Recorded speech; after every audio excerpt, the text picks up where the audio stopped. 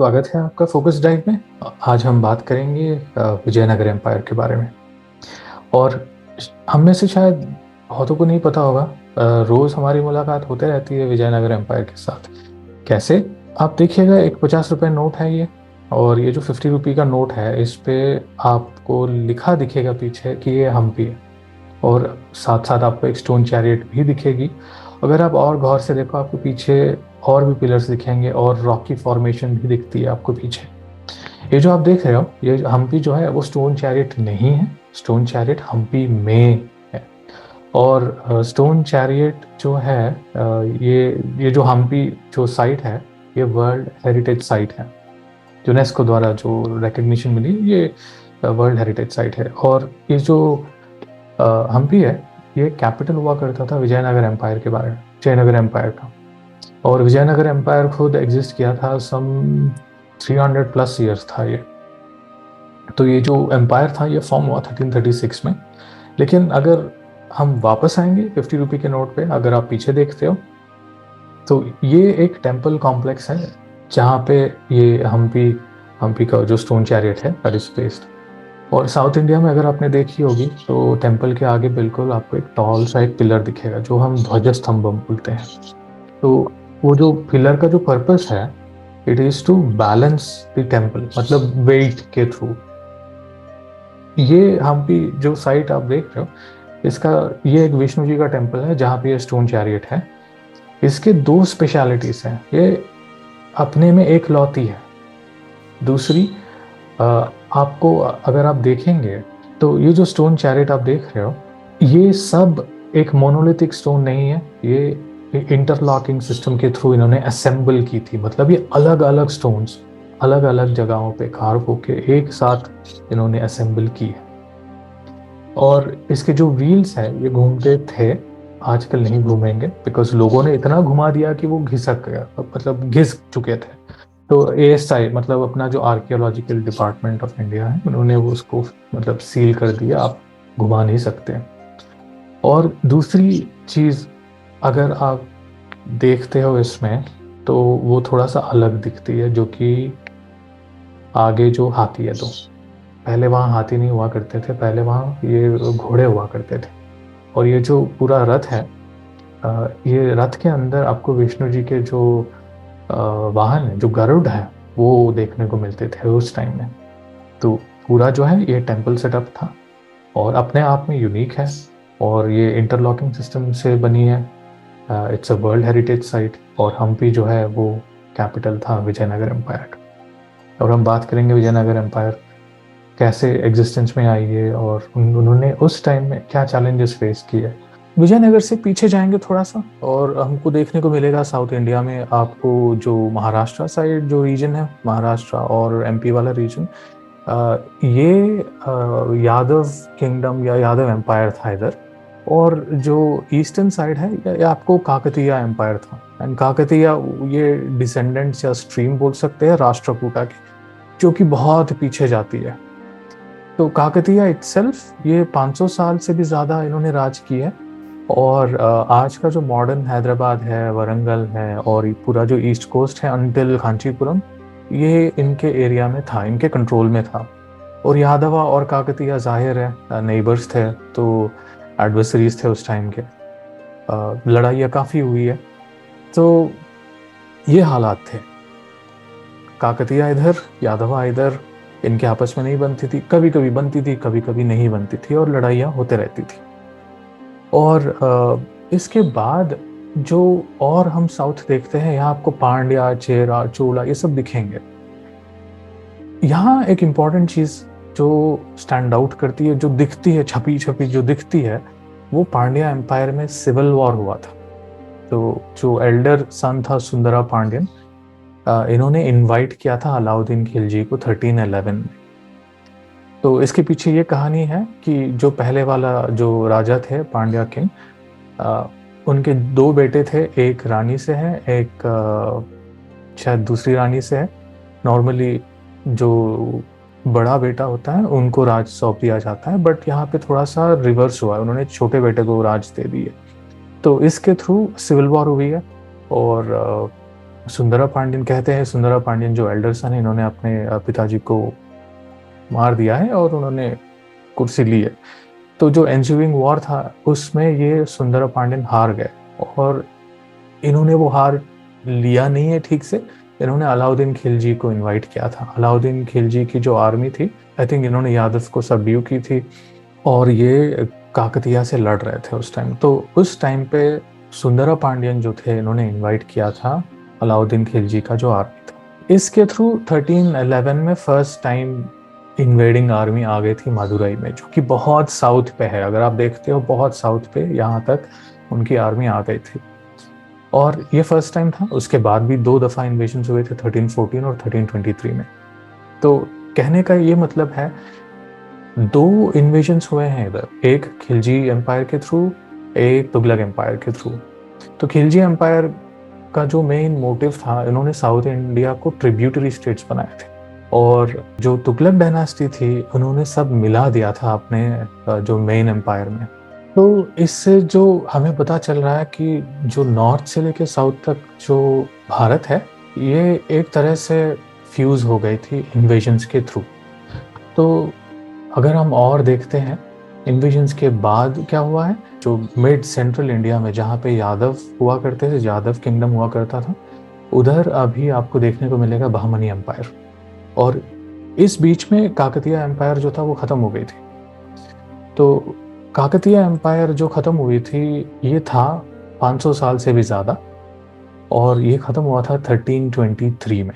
Main reason इसके पीछे ये था कि मोहम्मद बिन तुगलक या उलुग खान, इन्होंने अटैक किया था काकतीय का जो कैपिटल था वरंगल। अगर आप मैप में देखेंगे, वरंगल आज भी एक बहुत अच्छी टाउन है, जहाँ पे आपको कई सारे मॉन्यूमेंट्स देखने को मिलेंगे। जब तुगलक आर्मी ने इन्वेड किया था, जो काकतीय कमांडर था, जो मेन कमांडर था, जिनका नाम है मलिक मकबूल तिलंगानी, लेकिन उनका ओरिजिनल नेम था माला युगंधरुडु, ऑल्सो नोन एज गोना गनापन्ना। तो इन्होंने धर्म चेंज की है, साथ साथ में नाम भी चेंज हुआ है। तो ये काकतीय कमांडर थे, ये इस्लाम अपनाए, और इन्होंने वरंगल नहीं छोड़ी है। तुगलक की तरफ से ये इंचार्ज थे वरंगल का।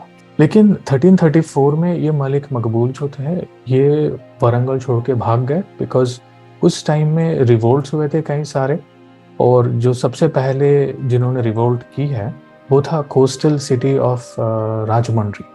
आज भी, अभी नाम चेंज हुआ कि उसका नाम पड़ा है राजमहेंद्रवरम, बट सिटी तो वही है। ये one of the first cities है जिसने रिवोल्ट की है तुगलक के अगेंस्ट। सो 2 इन्वेजन्स हुई है। अगर हम थोड़ा सा और पीछे जाते हैं तो हमें मिलता है खिलजी। तो खिलजी का जो इन्वेजन था वो काफ़ी ब्रूटल था। ऐसे इन्वेजन साउथ इंडिया ने कभी नहीं देखी है। ये इन्वेजन्स ने पूरा वाइप आउट कर दिया था जो एग्जिस्टिंग प्लेयर्स थे उनको, जो रेडी नहीं थे ये स्केल ऑफ इन्वेजन्स पे। फॉर एग्जाम्पल, जो काम्पिली थी वो छोटा सा एक राज था। ये उस डिस्ट्रक्शन से पैदा हुआ था, जो यादव का जो एम्पायर था वो डिस्ट्रॉय हुआ था, उसके जगह पे काम्पिल आई थी, छोटी सी राज थी। इवेंचुअली इसको सैक किया था वो नॉर्दर्न इन्वेडर्स ने, और ऑलमोस्ट ऑल किंगडम जितने भी सारे थे सब मर गए। यहाँ पे जोहर हुआ, जो आपको बहुत रेयर है सदर्न पार्ट ऑफ इंडिया में देखना। पीपल एन मास उन्होंने जोहर की है, और उनका जो राजा था उनको भी पकड़ लिए थे, और उनको भी शायद मार दिए थे मोस्ट लाइकली। तो काम्पिल का जो टाइम था वो 1187 टू 1317 था। ये सिर्फ 130 ईयर्स था। ये 130 ईयर्स में ही इनका जन्म जो हुआ था, यादव किंगडम जब खत्म हो गई थी उस वैक्यूम से आई थी। और इनका जो मेन किंग था वो किंग रामचंद्र था। तो ये ट्रिब्यूटरी बन गए थे बाद में, और ये 1307 तक इन्होंने राज की है। बाद में इनका जो बेटा था, इन्होंने रिवोल्ट किए, और खिलजी एम्पायर ने बाद में ये जो काम्पिली है उसको अपने मेन एम्पायर में मिला लिया था। So that was the end. यहाँ पे ख़त्म हो जाती है खिलजी का जो इफेक्ट है। हम अगर आगे देखेंगे तो खिलजी से नॉर्थ इंडिया में तुगलक डायनास्टी आई थी, और 1324 में ये जो 13th सेंचुरी है, ये 10-20 साल है, इसमें ये आप कह सकते हैं कि ये एरा ऑफ चेंज है। इसमें कई सारे मेन एम्पायर्स पैदा हुए हैं, कई सारे ओल्ड एम्पायर्स जो रेडी नहीं थे वो वाइप आउट हो गए। लेकिन न्यू एम्पायर्स में आपको देखने को मिलेगा बहमनी एम्पायर, विजयनगर एम्पायर, मदुरई सल्तनत, ये न्यू एम्पायर्स है। और इन तीनों में आपको एक ट्रेंड रेकरिंग दिखती है। ये तीनों सर्व किए थे इससे पहले तुगलक आर्मी में। और जो पहले वाले प्लेयर्स थे जो होयसाला और पांड्या, ये आपस में ही लड़ रहे थे। ये वो जो बिग पिक्चर है, वो जो चेंजिंग लैंडस्केप है, इन्होंने शायद ठीक से देखा नहीं है, या देखा भी हो तो उनके पास ज़्यादा ऑप्शन नहीं बचे थे। हम आएंगे होयसाला और पांड्या में, बट ये जो न्यू एम्पायर है बहमनी एम्पायर, हम एक एक को देखेंगे। बहमनी एम्पायर जो था ये फॉर्म हुआ था तुगलक के अगेंस्ट रेबेल करके। ये 1347 टू 1527 था। ये सिर्फ 180 ईयर्स था, और इन्होंने देखा है पूरे 18 राजाओं को या सुल्तानों को। और इनमें से जो मेन था वो था अलाउद्दीन बहमन शाह, जिनका एक्चुअल नेम था हसन गंगू। और ये 1347 टू 1358 इन्होंने राज किए। ये फाउंडर थे बहमनी एम्पायर के, और ये कमांडर थे तुगलक एम्पायर में।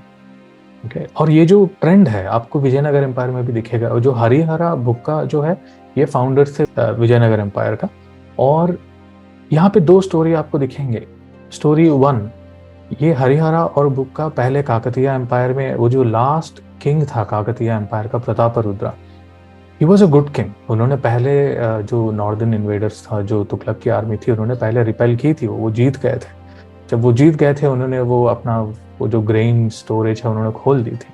बाद में 2-3 साल बाद फिर से तुगलक ने फिर से अटैक की। अब ये शायद झेल नहीं पाए, बिकॉज तब तक यादवा किंगडम जो था वो ख़त्म हो गई थी। तो उन्होंने मदद की है काकतीय को ख़त्म करने में, और काकतीय एम्पायर ख़त्म हो गई थी। तो जब ख़त्म हो गई थी, जहाँ जैसे कि हमने पहले भी देखा है काकतीय एम्पायर में, वो जो मलिक मकबूल तिलंगानी जो थे, उन्होंने अपने धर्म चेंज किया था, इस्लाम कबूल की थी उन्होंने। तो सेम प्रिंसिपल आपको हरिहरा और बुक्का में भी आपको दिखेगा। यही स्टोरी है, ये पहला एक स्टोरी है। तो ये भी कैप्चर हुए थे, इंक्लूडिंग उनका जो लास्ट किंग था जो प्रताप रुद्रा था। ये सब इनको प्रिजनर, इनको बंदी जैसे बना के लेके जा रहे थे नॉर्थ इंडिया तक।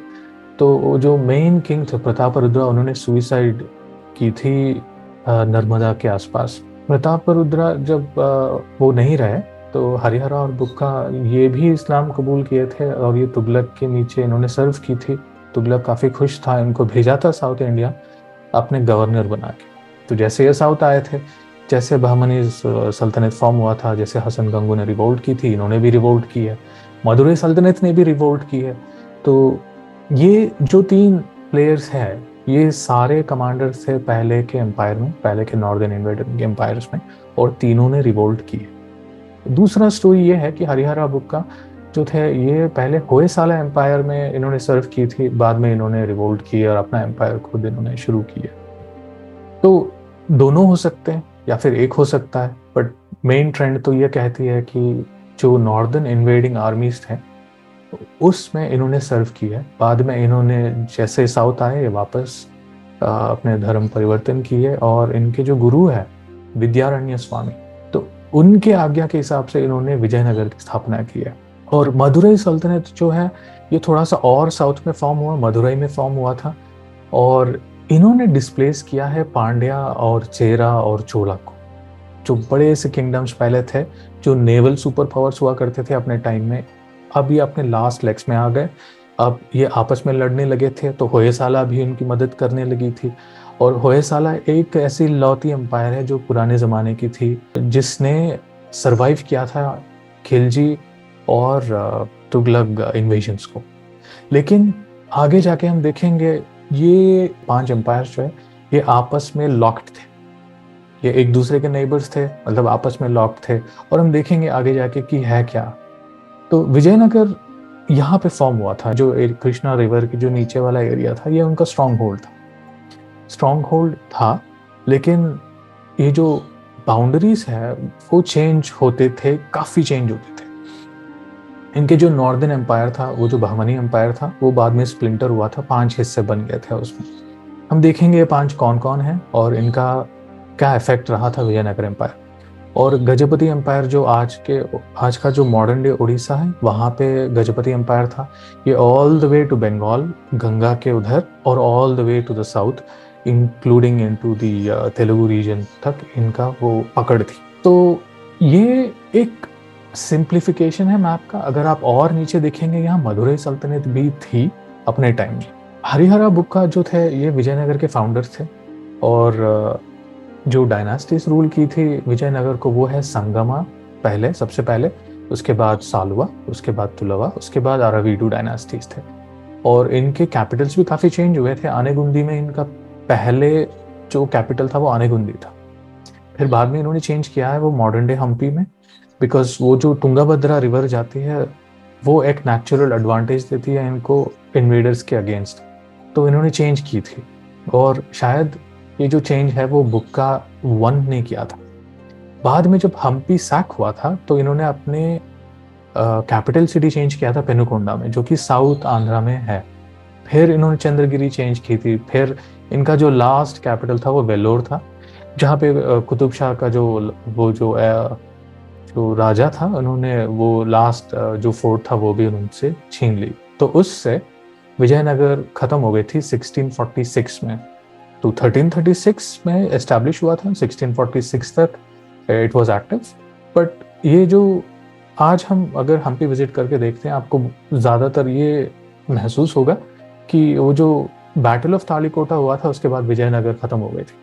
ऐसा नहीं है, विजयनगर सरवाइव किया था उसको अंटिल 1646। और इनफैक्ट बैटल ऑफ तालिकोटा के बाद जो राजा आए थे उन्होंने जो लॉस्ट ग्राउंड था उन्होंने वो वापस कैप्चर की थी। बट वो जो गोल्डन पीरियड में जो हम्पी का सैक हुआ था वो पीरियड वापस कभी नहीं आई। और उस पीरियड के थ्रू वो जो 50 रुपये के नोट के पीछे हम जो स्टोन चैरियट देखते हैं वो उस पीरियड के थ्रू था। उनके जो एम्परर थे, और हम अगर गौर से देखेंगे जो इमीडिएट डेंजर था विजयनगर के लिए वो था बहमनी सल्तनत, जो बिल्कुल नॉर्थ पे था। काफ़ी स्ट्रांग थी, काफ़ी पावरफुल थी। इन्होंने पहले डिस्प्लेस कर दी थी काकतीय और यादवा के एम्पायर्स को। तो जो ओरिजिनली यादवा और काकतीय एम्पायर जिस लैंड पे था उस लैंड पे अभी आपको देखने को मिलेगा बहमनी सल्तनत। तो काकतीय और यादवा गए, बहमनी सल्तनत आई। शॉर्ट लिव्ड था बहमनी सल्तनत, जस्ट 180 ईयर्स, 200 साल के नीचे था। उससे भी कम था मदुरई सल्तनत, जो कि 1335 में सेम कमांडर्स ने, उन्होंने भी रिवोल्ट की है दिल्ली सल्तनत के अगेंस्ट, उन्होंने भी अपनी फॉर्म की थी। 1335 टू 1360 था। लेकिन मदुरई सल्तनत का जो साउथ में राज था, this was specially brutal towards जो लोकल पॉपुलेशन था and people of different faith. और इसका जो जिक्र है हमें मिलती है जो ट्रैवलर अकाउंट से। एंड सबसे ज़्यादा अगर हम गौर से देखेंगे, इब्न बतूता जो उस टाइम के जो ट्रैवलर थे उन्होंने लिखा था जो मदुरई सल्तनत में उस टाइम का जो सुल्तान था गियाजुद्दीन, सो ही वाज सो ब्रूटल कि इनके लेफ्ट हैंड साइड पे हमारे जो ट्रैवलर थे वो थे, इनके राइट हैंड साइड पे इनके जो वजीर या मंत्री थे वो बैठे थे। और उसी टाइम एक लोकल एक आदमी, उनके जो वाइफ थे और उनका जो 7 साल का बच्चा था, इट इज़ नॉट क्लियर कि ये बच्चा लड़का है या लड़की है, बट तो 7 साल का ही बच्चा था। तो उनको लेके आए थे उनके जो सैनिक थे। तो ये तीनों खाना खा रहे थे उस टाइम, और गियाजुद्दीन खाना खाते हुए उर्दू में कहा है कि सर काट दो इसका। और खाना खाते हुए वो देख रहे थे और उसका सर कट गया था और वो वही मरा पड़ा था। फिर 2 गिराई इन्होंने खाया, फिर ये आदमी ने फिर से कहा, और साथ में औरत और बच्चे को भी। तो बच्चा जो था वो औरत के गोद में था और वहीं पे उनको मार दिया था, और इनके जो सर थे वो आगे जाके वो टांग दिया था। और मदुरई सल्तनत शॉर्ट लिव थी। मदुरई सल्तनत compete कर रही थी होयसाला के साथ और विजयनगर के साथ, और गजपति तो थोड़े से नॉर्थ पे थे, ईस्ट कोस्ट पे था। तो विजयनगर जो compete कर रही थी, उनके नॉर्दर्न नेबर्स थे बहमनी सल्तनत, नॉट फ्रेंडली। उनके जो सदर्न नेबर्स थे मदुरई सल्तनत, again not friendly and brutal. और मदुरई सल्तनत in itself was not religious tolerant. और ये compete कर रहे थे होयसाला के साथ obvious reasons. इनफैक्ट विजयनगर ने होयसाला की थोड़े बहुत फोर्ट्स भी छीन ली थी उनका जो मेन कमांडर को हरा के, वो जो गुत्ती जो आपको देखने को मिलती है हम्पी के आसपास, वहां पे उन्होंने वो छीन ली थी। तो इससे होयसाला और वीक हो गए थे, लेकिन वीक हो गए थे बट ये स्टिल एक फॉर्मिडेबल फोर्स थे। तो होयसाला ने मदुरै सल्तनत को हरा दिया था एक आध बार। बाद में एक ऐसी बैटल हुई थी होयसाला और मदुरै सल्तनत के बीच में, जिसमें होयसाला का जो लास्ट ग्रेट किंग थे वीरबल्लाला द थर्ड, तो ये उस टाइम में he was an 80 year old man, और फिर भी ये लड़ाई लड़ रहे थे उनके साथ, और उस लड़ाई के थ्रू ये कैप्चर हुए थे। और फिर उनका जो बेटा था, he came to an agreement कि हम जितने भी सारे पैसे हम दे देंगे but return our king. But Ghiyasuddin तो था, गियाजुद्दीन ने पैसे भी लिए, बेटे को भी मार दी, राजा को भी मार दी, और उनका जो शरीर था उन्होंने स्टफ करके उन्होंने मदुरै की जो फोर्ट का जो दीवार थे वहां पे उन्होंने टांग दी। उसके अगले साल गियाजुद्दीन भी मर गए। इसके साथ होयसाला खत्म हो गए थे, और जो इमीडिएट उनका जो लैंड था, उनका जो स्पीयर ऑफ इन्फ्लुएंस था, और उनके जो लॉयल्टी लोग थे, वो सब डाइवर्ट हुए हैं अभी विजयनगर। तो Vijayanagar had benefited from the downfall of Hoysala, or from the exit of Hoysala, from the exit of Kakatiya, from the exit of Chola, Chera, Pandya, यादवा, ये सब असिमुलेट हुए थे विजयनगर में। ये आपको दिखने को मिलेगा। जो इनका जो फर्स्ट किंग था, लेट्स गो बैक, इनका जो फर्स्ट एम्परर था Harihara, he was very successful. अगर हम विजयनगर के बारे में बात करते हैं, हम सिर्फ बात करते हैं कि कृष्णदेवराय उनके एम्पायर में, उनका जो रेन में गोल्डन एरा आए थे, बट हरिहरा ने जो किया था, हरिहरा एंड बुक्का ने जो किया था, ये almost equal to what Shivaji had achieved during his life time. ये एकदम एडवर्स सिचुएशंस में इन्होंने अपने एम्पायर को स्टार्ट की थी, और इनका जो एक्सपेंशन था वो काफ़ी रैपिड था। जो तुंगभद्रा रिवर है वो बेसिन और कृष्णा के जो सदर्न वाला जो रीजन है, इन्होंने तुरंत कैप्चर किया था। और हरिहरा ने ईस्ट कोस्ट से लेके वेस्ट कोस्ट तक इन्होंने कैप्चर की है, जिसके थ्रू इनका एक टाइटल था पूर्व पश्चिम समुद्राधीश्वर, पूर्व पश्चिम समुद्राधीश्वरा। तो जब ये राज में आते थे अपने सिंहासन पे बैठने, तो लोग बोलते थे पूर्व पश्चिम समुद्राधीश्वरा Harihar सार्वभौमा। So he controlled coast to coast, which means they also controlled trade, जिसके through Vijayanagara slowly and steadily they made a lot of money, और इसी के through they traded with Burma, China, और बहुत सारे दूर दूर देश में इन्होंने ट्रेड की है। इनके जो लॉन्ग टर्म एडवर्सरीज हैं वो था Bahmani empire. Bahmani empire again commander था हसन गंगू, रिवोल्ट किया था दिल्ली सल्तनत के अगेंस्ट 1347 में। जैसे कि हमने देखा, वो जो 13th सेंचुरी है उसमें कई सारे नए एम्पायर्स फॉर्म हुए, कई सारे पुराने एम्पायर्स खत्म हो गए। ये जो बहमनी सल्तनत था, ये 1518 में ये इंटरनल रिवोल्ट के थ्रू ये 5 पीसेस हो गए थे। तो इसमें से बीजापुर, बीदर, बेरर, गोलकोंडा और अहमदनगर, तो सारे अभी भी इस्लामिक रूल्ड स्टेट्स हैं। लेकिन एक चीज जो डिफरेंट है आपको देखने को मिलेगा, जो मदुरै सल्तनत है वो टॉलरेंट बिल्कुल भी नहीं था। लेकिन ये जो बीजापुर सल्तनत है, बीदर है या फिर बेरर है या फिर गोलकोंडा है, ये जो सल्तनत थे, ये जो एम्पायर्स थे, किंगडम्स थे, ये टॉलरेंट थे। खास करके बीजापुर सुल्तान जो आदिल शाही थे, ये काफ़ी टॉलरेंट है।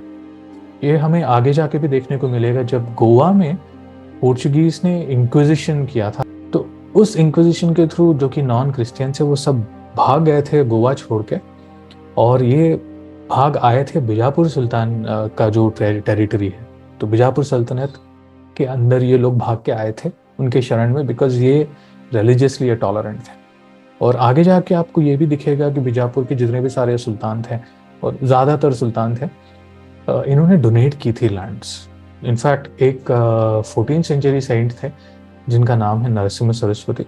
इनफैक्ट हिस्टोरिक रिकॉर्ड्स है, बीजापुर सुल्तान आदिल शाह ने 2 गांव डोनेट की थी पूरे, गौखेड़ और Naukhed, for a maintenance of a shrine dedicated to Narasimha Saraswati. और आगे जाके आपको एक और भी बीजापुर सुल्तान मिलेंगे जिनका टाइटल था जगत गुरु बादशाह। I think he was a contemporary of Shivaji, और he built temples, he wrote poems, and he was proficient in Sanskrit and local languages. तो that is how tolerant Bijapur सुल्तान थे। और जो गोलकोंडा के बारे में हम बात करेंगे, in fact Quli Qutb Shah was so tolerant that there was a king, उनका जो लिनिएज में जो किंग थे, in fact he took part in the battle of Talikota, and he is the one responsible of killing of the old king, जो commander थे, जो not a king, old commander थे, जो अलिया रामराय विजयनगर से थे। So he killed him off, which eventually resulted in sacking of Hampi. So ऐसा नहीं है कि they were anti something. So they were tolerant. The only exception in South India is the Madurai Sultanate during its time, which was not tolerant. So ये religious tolerance के बारे में we'll talk in greater length about Vijayanagar from the travelers accounts. तो resources क्या थे इनके पास? इनका जो location है, इनका एक natural fortification देती है, और इनका जो वाटर सोर्स है वो तुंगभद्रा है, इट्स अ पेरेनियल रिवर। और जो लोग हैं और उनका जो हेरिटेज है, विल टॉक अबाउट दैट। तो जो लोग थे, these were assimilated from all the other empire. जैसे हमने देखा है, काकतीय गए थे, यादव गए थे, और साउथ इंडिया में जो चोला, पांड्या, चेरा, ये सब जो मेजर एम्पायर थे अपने टाइम पे, ये सब लुप्त हो गए, खत्म हो गए थे ये सब। बट उनका जो अलीजेंस था, लोगों का जो अलीजेंस था उनका, they now shifted to Vijayanagara, and Vijayanagara had benefited immensely from it. और इनका जो मेन रिलीजन था, दे प्रैक्टिस्ड हिंदुइज्म।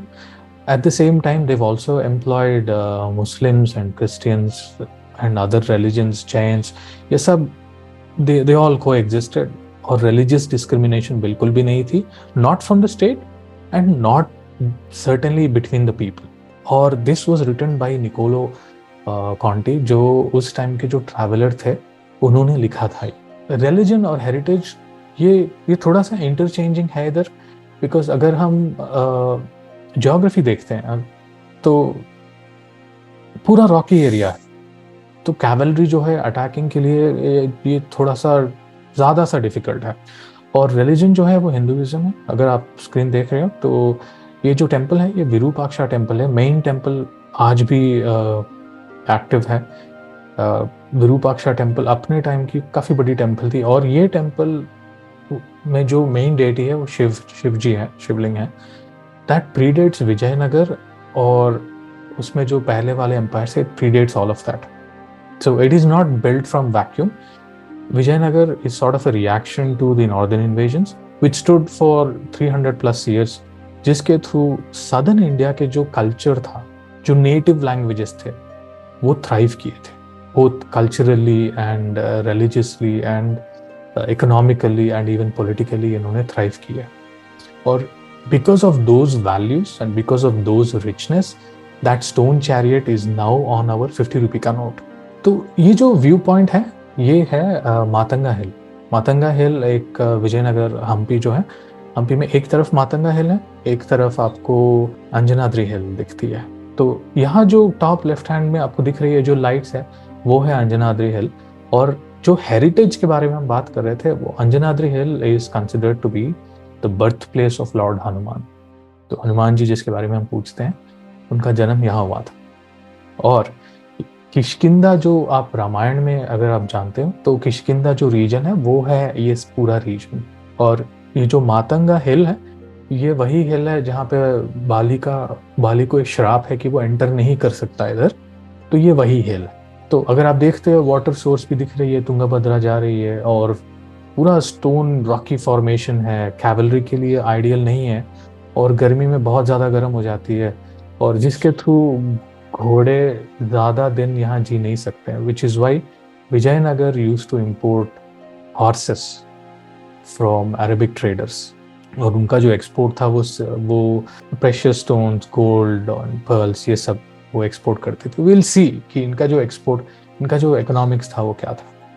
आपको हर जगह विजय हम्पी में आपको कार्विंग्स मिलेंगे, they are littered around the place.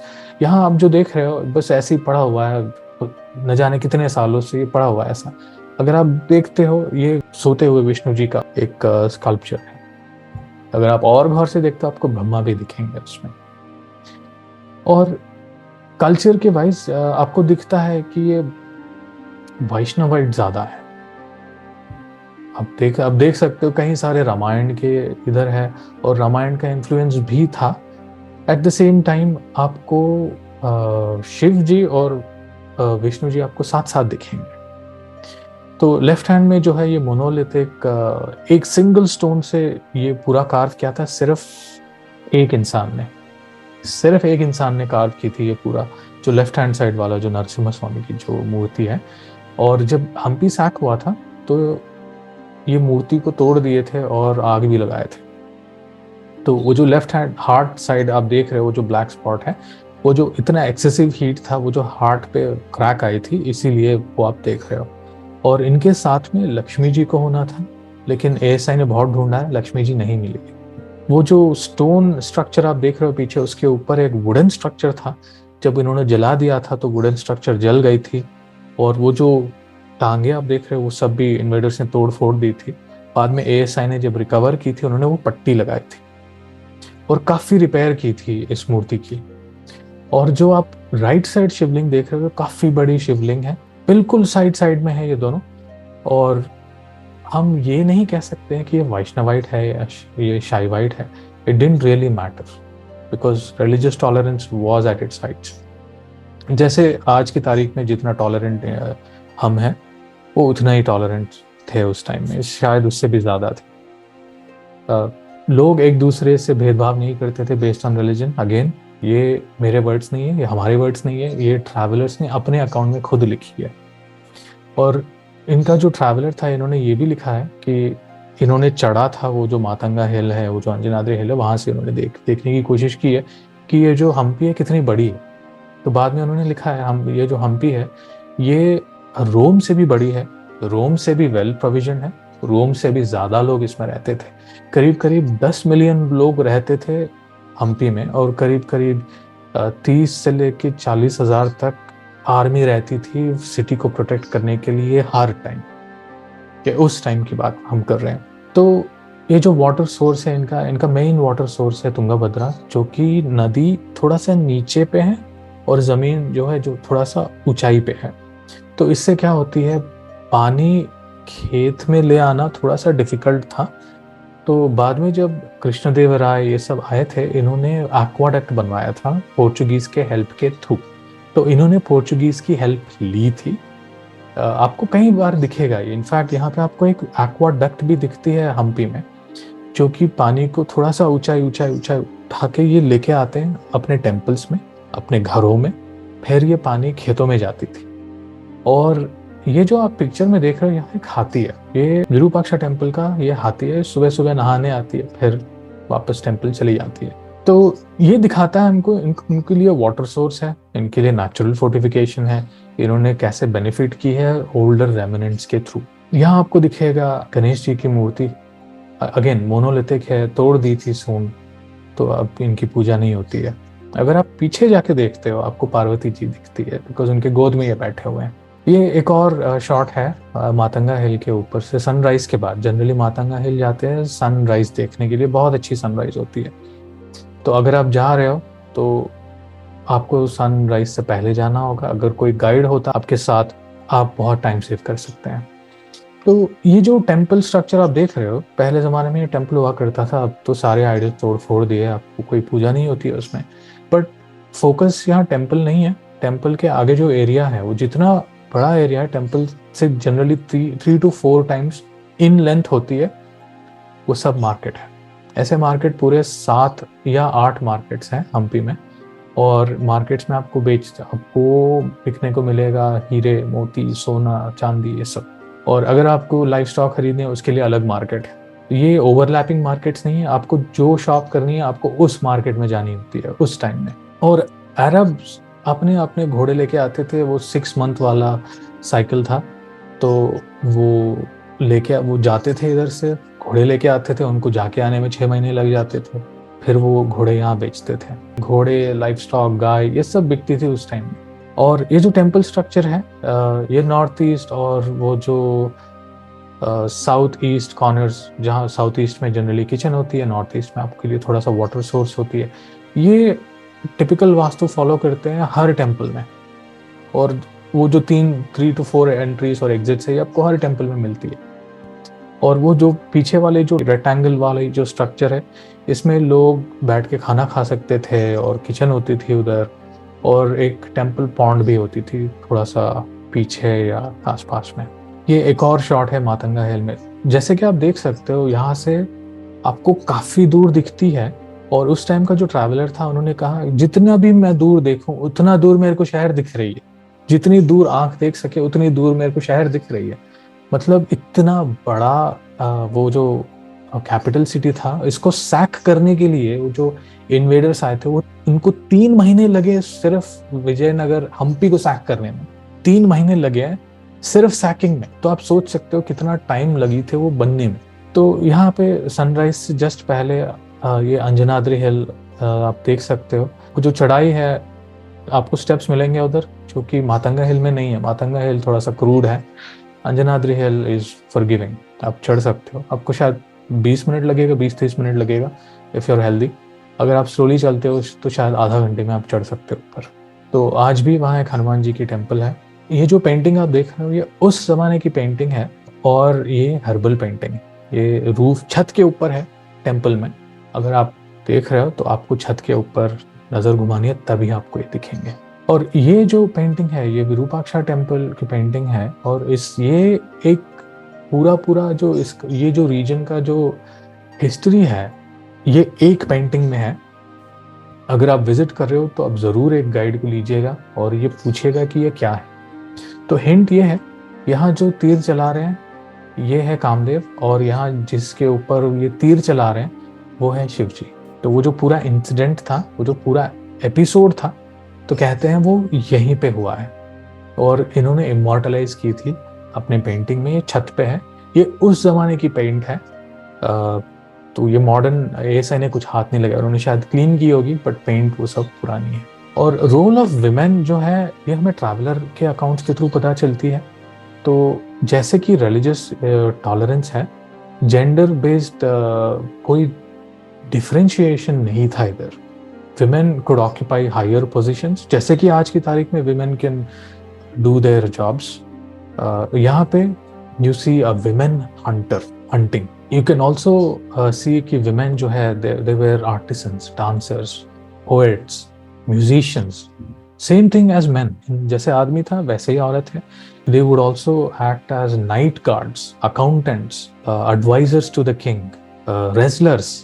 तो एक यूटोपिया जो हम बोलते हैं हमारे लिए वो विजयनगर है, बिकॉज आज के हमारे जो भी कंडीशंस है हम इंस्पायर होते हैं विजयनगर से इन वन वे और अनदर, चाहे इक्वालिटी में हो, चाहे रिलीजियस टॉलरेंस में हो, चाहे वेल्थ बिल्डिंग में हो। और उस टाइम में विजयनगर एम्पायर क्या था, अगर आप ये रीजन आप विजिट करते हो आप जरूर गाइड लीजिएगा। तो गाइड आपको बताते हैं कि ये स्टोरी क्या है। ये जो एक पिक्चर है बहुत कुछ इसमें छुपा हुआ है। जैसे वो जो नॉर्थ साइड अगर आप ऊपर देखते हो, एक ब्लैक स्टोन है, एक नॉर्मल स्टोन है। ये ब्लैक स्टोन आई है वरंगल से, हाथी पे ले आए थे 300-400 साल पहले। उस जमाने में वो हाथी से वो स्टोन लेके आए थे उधर से, जस्ट टू डेकोरेट हियर। तो उसका कुछ तो सिग्निफिकेंस होगा कि वो लेके क्यों आए। और दशहरा जो है वो आज भी कर्नाटक में बहुत बड़ा सा फेस्टिवल है। सिमिलरली आंध्रा और तेलंगाना में भी दशहरा बहुत बड़ी फेस्टिवल है। साउथ इंडिया में Dussehra is a big festival, और विजयनगर में भी बहुत बड़ा सा फेस्टिवल था। तो गौर से देखिए, यहाँ लेफ्ट हैंड साइड, एकदम बॉटम लेफ्ट हैंड साइड, आपको यहाँ पे एक रॉयलिटी मिलते हैं। ये शायद किंग है या क्वीन है, वी डोंट नो। और यहाँ जो लोग हैं उनसे बात कर रहे हैं नजर जमीन पे रख के। ये उस टाइम के वो जो रिवाज थे वो चल रही है। एट द सेम टाइम अगर आप थोड़ा सा ऊपर देखते हो, ये हंटिंग हो रही है यहाँ पे। There are hunters, both man and women. ये जा रहे हैं जंगल में, हंट करके लेके आ रहे हैं, और ये लड़ रहे हैं हाथी से, ये लड़ रहे हैं शेर से अपने बेयर हैंड से, ये घोड़े को टेम कर रहे हैं, ये ट्रैवलर्स की मदद कर रहे हैं। ट्रैवलर, और आप यहाँ भी देखो तो ये घोड़ा लेके आ रहा है और ये ट्रैवलर्स बात कर रहे हैं, राजा राजा से बात कर रहे हैं, लेकिन नजर जमीन पे रखते हुए। सिमिलरली आपको ऊंट भी मिलेंगे। ऊंट यहाँ के है ही नहीं, बट है इधर कार्विंग्स पे। तो अगर आप और आगे जाके देखोगे, आपको डांसिंग गर्ल्स मिलेंगे, उनके जो वॉर्स है वो आपको देखने को मिलेगा। तो ये बता रहे हैं अब हमारे जो पहले के जो पूर्वज थे विजयनगर से, उनका जो टाइम था, लाइफ कैसा था, ये बता रहे हैं हमें स्टोन कार्विंग्स के थ्रू। तो अब तक हमने देखा है कि विजयनगर का जो प्रीकर्सर कंडीशंस कैसे थे, किस हालात में विजयनगर का फॉर्मेशन हुआ था, वहाँ का टाइम्स कैसे थे, और कैसा ये रिच था।